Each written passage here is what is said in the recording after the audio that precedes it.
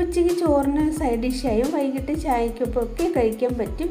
ഇതുപോലെ ഒന്ന് ഉണ്ടാക്കി നോക്കൂ. ഇഷ്ടമായ ലൈക്ക് ചെയ്യാനും കൂടെ തന്നെ സബ്സ്ക്രൈബ് ചെയ്ത് തൊട്ടടുത്തുള്ള ബെല്ലൈക്കൻ ഓൾ കൂടി പ്രസ് ചെയ്യാൻ മറക്കരുതേ. എല്ലാവർക്കും ഷഹബാസ് കിച്ചൻ്റെ മറ്റൊരു വീഡിയോയിലേക്ക് സ്വാഗതം. നല്ല ടേസ്റ്റോടുകൂടി ഒരു ബനാന ഫ്രൈ ആയിട്ടാണ് ഞാനിന്ന് വന്നിട്ടുള്ളത്. അതിന് വേണ്ടിയിട്ട് ഞാനൊരു 3 പച്ചക്കായാണ് എടുത്തിട്ടുള്ളത്. ഇനി നമുക്ക് ഇതിൻ്റെ തൊലിയൊന്ന് മാറ്റിയെടുക്കാം. 3 എണ്ണത്തിൻ്റെയും തൊലി നമ്മൾ മാറ്റിയെടുത്തിട്ടുണ്ട്.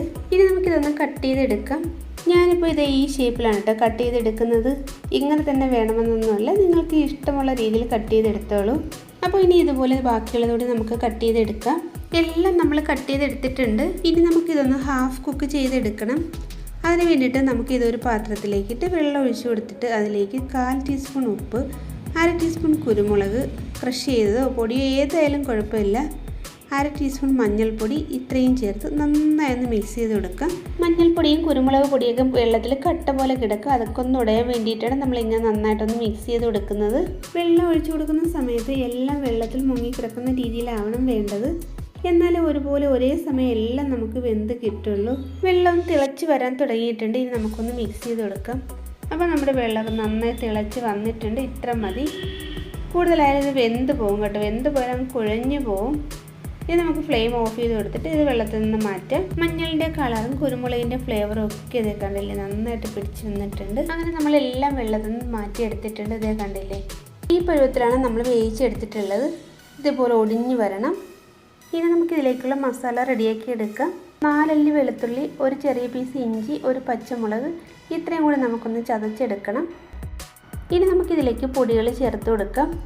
1/4 ടീസ്പൂൺ അല്പം കൂടി മഞ്ഞൾപ്പൊടി, 1/2 ടീസ്പൂൺ കാശ്മീരി ചില്ലി, 1/4 ടീസ്പൂൺ അല്പം കൂടി കുരുമുളക് പൊടി, നന്നായിട്ട് പൊടിച്ചിട്ടില്ല, ചെറിയ തരിതരിപ്പോടുകൂടി പൊടിച്ചെടുത്തിട്ടുള്ളതാണ്. 1/2 ടീസ്പൂൺ മീറ്റ് മസാലയാണ് കേട്ടോ ചേർത്തെടുക്കുന്നത്. 1/4 ടീസ്പൂൺ ഗരം മസാല, പാകത്തിനുള്ള ഉപ്പ്. നമ്മൾ വേവിച്ചെടുത്ത സമയത്ത് ഉപ്പ് ചേർത്ത് കൊടുത്തിട്ടുണ്ടായിരുന്നു. ഇപ്പോൾ നമുക്ക് അരപ്പിന് ആവശ്യമായ ഉപ്പ് ചേർത്ത് കൊടുത്താൽ മതി. ഇനി നമ്മൾ ചതച്ച് വെച്ചിട്ടുള്ള ഇഞ്ചി, വെളുത്തുള്ളി, പച്ചമുളകും കൂടി ചേർത്ത് കൊടുക്കാം. നല്ലൊരു മണവും ഒരു ടേസ്റ്റും ഒക്കെ കിട്ടാൻ വേണ്ടിയിട്ട് 1 ടീസ്പൂൺ കറിവേപ്പില ചെറുതായിട്ട് അരിഞ്ഞതാണ് കേട്ടോ ചേർത്ത് കൊടുത്തിട്ടുള്ളത്. ആദ്യം നമുക്കിത് കുറച്ച് ഓയിൽ ഒഴിച്ചൊന്ന് മിക്സ് ചെയ്തെടുക്കാം. ഓയിൽ ഒഴിച്ച് കഴിക്കുമ്പോൾ നല്ലൊരു ടേസ്റ്റ് കിട്ടും കേട്ടോ. അതിന് വേണ്ടിയിട്ടാണ് നമ്മൾ ഓയിൽ ഒഴിച്ച് കൊടുത്തിട്ടുള്ളത്. ഈ ഓയിലിൽ തന്നെ നമുക്കിതെല്ലാം കൂടി നന്നായി ഒന്ന് മിക്സ് ചെയ്തെടുക്കാം. നന്നായി മിക്സ് ചെയ്തെടുത്തിട്ടുണ്ട്. ഇനി നമുക്കിതിലേക്ക് 1 ടേബിൾ സ്പൂൺ കോൺഫ്ലോർ കൂടി ചേർത്ത് കൊടുക്കണം. കോൺഫ്ലോർ ചേർത്ത് കൊടുത്ത ശേഷം വെള്ളം ഒഴിച്ച് നന്നായിട്ടൊന്ന് എല്ലാം കൂടി മിക്സ് ചെയ്തെടുക്കാം. അങ്ങനെ നമ്മളെല്ലാം കൂടി ഇത് നന്നായിട്ടൊന്ന് മിക്സ് ആക്കിയിട്ടുണ്ട്. ഇനി ഈ മസാല നമ്മൾ വേവിച്ച് വെച്ചിട്ടുള്ളതിൽ ഓരോന്നിലും നന്നായി അപ്ലൈ ചെയ്ത് കൊടുക്കാം.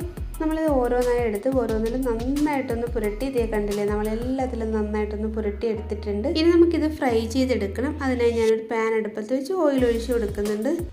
ഓയിലൊന്ന് നന്നായിട്ട് ചൂടായി വരുമ്പോൾ നമുക്കിനി ഇതിലേക്ക് കടുകാണ് ഇട്ട് കൊടുക്കേണ്ടത്. കടുകെല്ലാം നന്നായി പൊട്ടി വന്നിട്ടുണ്ട്. ഈ സമയം നമുക്ക് ഇതിലേക്ക് ഒരു 1/4 ടീസ്പൂൺ ചെറിയ ജീരകം ചേർത്ത് കൊടുക്കാം. ഇനി നമുക്ക് ഇതിലേക്ക് കറിവേപ്പില ചേർത്ത് കൊടുത്തിട്ട് പാൻ്റെ എല്ലാ ഭാഗത്തും ഇതൊന്ന് ചുറ്റിച്ചു കൊടുക്കാം.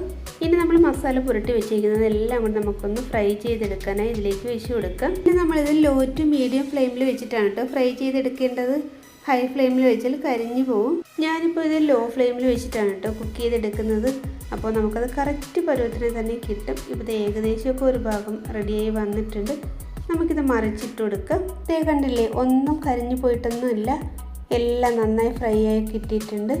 ഇനി അടുത്ത ഭാഗവും കൂടി നമുക്കിതുപോലെ ഒന്ന് ഫ്രൈ ആക്കി എടുക്കാം. ഈ ഭാഗവും നമ്മൾ ലോ ഫ്ലെയിമിൽ വെച്ചിട്ട് തന്നെ കേട്ടോ റെഡിയാക്കി എടുത്തിട്ടുള്ളത്. അപ്പോൾ നമ്മുടെ ഫ്രൈ റെഡിയായി വന്നിട്ടുണ്ട്. ഇത് ചോറിൻ്റെ കൂടെയൊക്കെ ഒരു അടിപൊളി സൈഡ് ഡിഷാണ് കേട്ടോ. നിങ്ങൾ ഇതുപോലെ ഒന്ന് ട്രൈ ചെയ്ത് നോക്കണേ. ചോറിൻ്റെ കൂടെ മാത്രമല്ല കേട്ടോ, വൈകിട്ട് ചായയുടെ കൂടെ കഴിക്കാൻ പറ്റും നല്ലൊരു അടിപൊളി സ്നാക്സ് കൂടിയാണ്. എല്ലാവരും ഇതൊന്ന് ട്രൈ ചെയ്ത് നോക്കിയ ശേഷം ഫീഡ്ബാക്ക് കമൻറ്റായി അറിയിക്കണേ. അപ്പോൾ അടുത്ത വീഡിയോയുമായി വരുന്നവരെ എല്ലാവർക്കും ബൈ.